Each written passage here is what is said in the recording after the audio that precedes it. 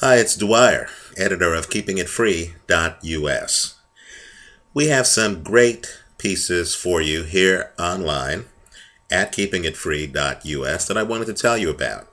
The first piece is the video of the heated interview that took place on CNBC yesterday between former New York Governor Eliot Spitzer and CNBC host Maria Bartiromo.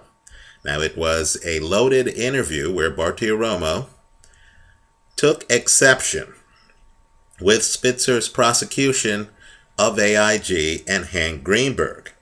And she asked Spitzer whether or not that prosecution was spurred by, let's say, a personal vendetta.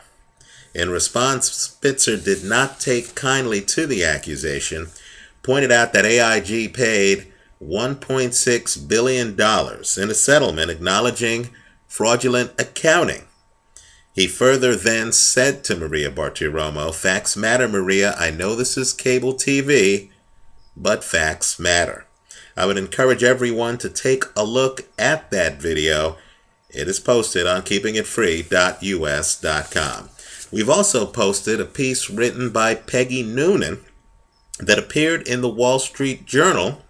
Right? When I say posted, we have links that allow you to go directly to the piece in which she talks about this presidential election being a crisis election similar to the elections of 1932 and 1980. And she asked the question, and it is a great one, why is the presidential campaign so listless, so lifeless, given what's at stake? We feel it's a great piece, and here again, we have linked it to keepingitfree.us.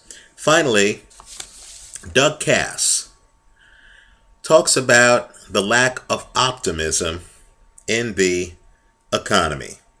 He points out that there have been many recent scandals that have just drained the sense of enthusiasm out of the economy, including the Alan Stanford scandal, the Bernie Madoff scandal, the MF Global scandal, and now the Peregrine scandal.